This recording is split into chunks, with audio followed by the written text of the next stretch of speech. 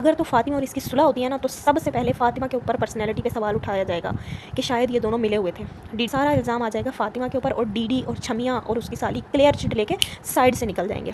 Daily आके फ़ातिमा के ऊपर रिएक्शन देने बैठ जाता था। बहुत बड़ी प्लानिंग चल रही है फ़ातिमा के ख़िलाफ़ कि मेरे बच्चों का बाप है ये, उसके साथ खुद से सुलह करना चाह रहे हो। बात तो तुम्हें पहले सोचनी चाहिए थी ना। ठीक है, तुमने शादी कर ली थी, लेकिन क्या तुम्हारा हक बनता था? तुमने खुद एक गलत काम किया था। जद्दत में तुम्हारे साथ उसका अफेयर चल रहा था, तो क्या उसके निकाह में रहते हुए उसका तुम्हारे साथ अफेयर चल रहा था? क्या ये चीज़ गलत नहीं है? उस टाइम तुम कहाँ थे? उस टाइम तुम्हें नहीं नजर आया कि वो तुम्हारी वाइफ है, तुम्हारी बीवी है? आज तुम्हें पता चल रहा है? आज तुम आके उसके हक में बोल रहे हो और खड़े हो रहे हो। क्या बोल रहे हो? वो भी उसके हक में क्या बोल रहे हो? अस्सलाम वालेकुम जी, उम्मीद है आप सब खुश बाश और आबाद होंगे और मेरे चैनल को सब्सक्राइब कर दिया होगा। अगर नहीं किया तो जल्दी से सब्सक्राइब कर दें जी, क्योंकि सब्सक्रिप्शन बिल्कुल फ्री है, कोई पैसे नहीं लगने आपके इसके। सब्सक्राइब कर दो कर दो कर दो, कर दिया। चलो वीडियो शुरू करते हैं। अच्छा जी, तो आज वीडियो में मैंने आपको बताना है कि बहुत बड़ी प्लानिंग चल रही है फ़ातिमा के ख़िलाफ़। आज तुम बैठ रहे हो अपनी बीवी फ़ातिमा पे बात करने के लिए, आज बैठ रहे हो तुम उसके ऊपर उसके हक़ में बोलने के लिए। उस वक्त तुम्हारी गैरत कहाँ थी जब तुम उसके करैक्टर पर आकर बातें करते थे? जब बहुत बड़ी प्लानिंग चल रही है, मैं आपको समझाऊंगी ना जब पॉइंट टू पॉइंट बात, तो आप लोगों को समझ में आ जाएगी कि क्या प्लानिंग चल रही है इन लोगों की। तो दिलबर, उसकी वाइफ छमिया, उसकी साली कोठे टपनी और आगे उनकी भाभी, ये सब मिलकर जो प्लानिंग कर रहे हैं ना, सारी समझ में आ रही है। लेकिन फ़ातिमा भी अब स्ट्रॉन्ग हो चुकी है, वो इतनी पागल नहीं रही कि उसको इनकी प्लानिंग समझ में ना आए।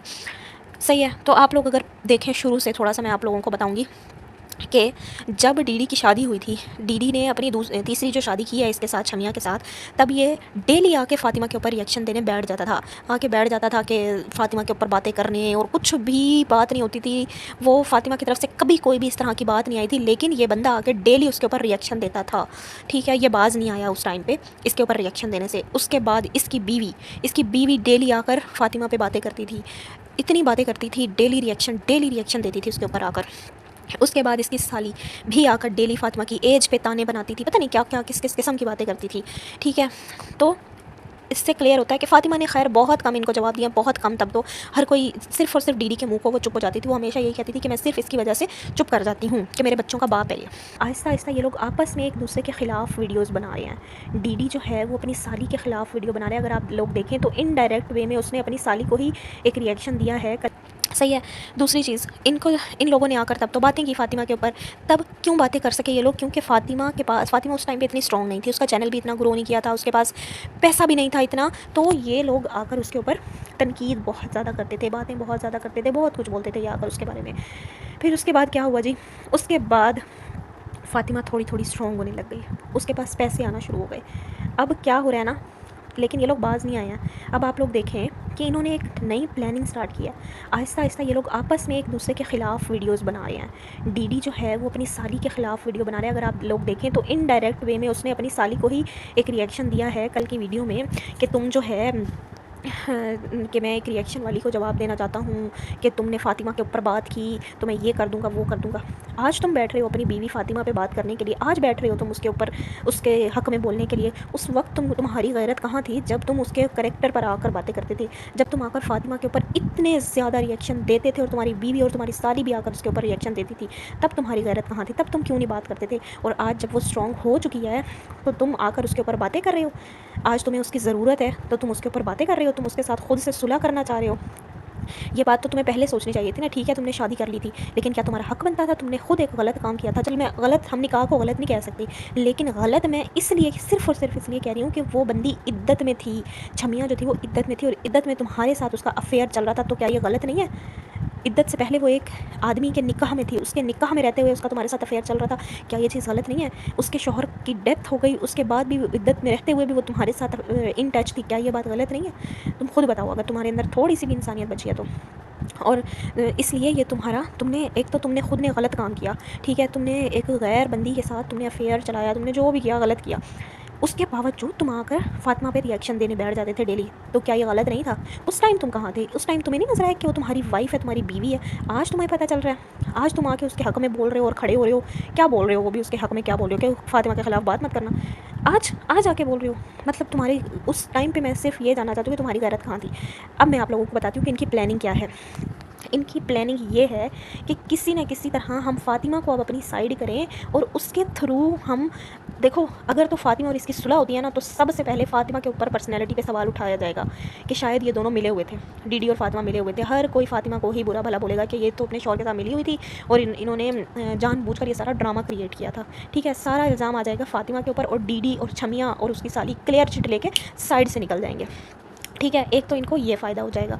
दूसरी जो इनकी प्लानिंग है उसके तहत ये होगा कि इनके चैनल को बड़ा फ़ायदा होगा, क्योंकि एक तो फ़ातिमा इस टाइम पे स्ट्रॉन्ग हो चुकी है, उसका चैनल अच्छा ग्रो कर रहा है, वो सही अर्न कर रही होगी, तो ये उसके साथ व्लॉगिंग करेगा तो इसका भी चैनल सही से ग्रो करेगा, ये भी इसकी भी सही मतलब ग्रोथ हो जाएगी चैनल की। अभी इसका चैनल बिल्कुल स्लो जा रहा है, बहुत ज़्यादा डेड लाइन पे ऐसे समझ लो कि चल रहा है। तो इसको एक तो ये भी है कि ये इसका चैनल ग्रो हो जाएगा, दूसरा फ़ायदा इसका ये हो गया, सही है। और तीसरी चीज़ जो है वो इनको ये है कि कंट्रोवर्सियाँ पैदा हो जाएंगी। लोग जो हैं, सबसे बड़ी चीज़ जो होगी ना वो यही होगी कि इसकी बीवी, ये डीडी खुद, इसकी जो छमिया बीवी है वो और इसकी साली साइड से चुपचाप निकल जाएंगे और कोई भी इनके ऊपर बात नहीं कर पाएगा। फिर हर किसी की बंदूकों का रुख जो हो जाएगा वो हो जाएगा फ़ातिमा की तरफ और सब उसी के ऊपर बातें करेंगे।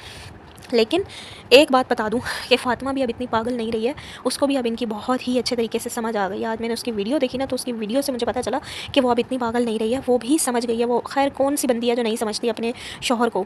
वो यही बोल रही थी कि उस टाइम पर तुम कहाँ थे जब मेरे ऊपर इतनी इतनी बातें हो रही थी, तुम्हारी साली और तुम्हारी बीवी दोनों आकर मेरे ऊपर डेली बातें करती थी, तब तुम कहाँ थे। उसने ये सवाल किया है डीडी से। ठीक है, अब बोलने का तुम्हारा हक नहीं बनता है, अब मैं खुद जवाब दे सकती हूँ, मैं इतनी स्ट्रॉन्ग हूँ। और दूसरी बात यह है कि फ़ातिमा सऊदीया जाने का कह रही है कि मैं वहाँ जाकर देखूँगी, अगर तो मेरे बच्चे सेटल होंगे वहाँ पर तो मैं वहीं पर ही रह जाऊँगी, अदरवाइज़ मैं वापस ले आऊँगी। तो बहुत अच्छा डिसीजन है फ़ातिमा। इस सारे माहौल से आपको थोड़ा दूर जाना चाहिए, थोड़ा रिलैक्स रहना चाहिए, अपनी ज़िंदगी को आसान बनाना चाहिए अपने लिए और अपने बच्चों के लिए। ठीक है, और एक और चीज़ मैं आप लोगों को बता दूँ कि फ़ातिमा जो है उसके पास प्रूव्स हैं कि ये लोग किस तरह से रिलेशनशिप में थे, कि ये छमिया शादीशुदा होने के बावजूद, एक आदमी के निकाह में होने के बावजूद डीडी के साथ कैसे टच में थी, किस तरह की इनकी बातें थी, किस तरह की ये थी।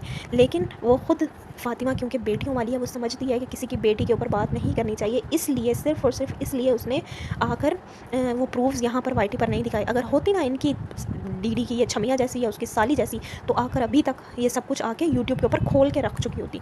लेकिन क्योंकि फ़ातिमा एक बहुत ही सुलझी और तमीज़दार औरत है, तो उसने इस तरह की कोई हरकत नहीं की। हाँ, उसने बहुत अच्छा किया कि उसने उसकी डीडी की माँ को सारे प्रूफ्स दिखाए हैं, इसके अलावा डीडी को भी भेजे हैं।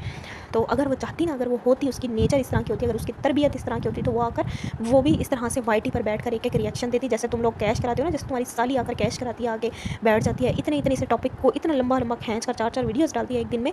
तो फ़ातिमा भी इस तरह से करती, लेकिन वो ऐसा नहीं करती है। उसके पास प्रूफ्स हैं, लेकिन वो फिर भी प्रूफ लेकर वो वाईटी पर नहीं आई। अगर वो चाहती तो वो किसी भी रिएक्शन वाले को भेजकर लीक करवा सकती थी सारी बातें।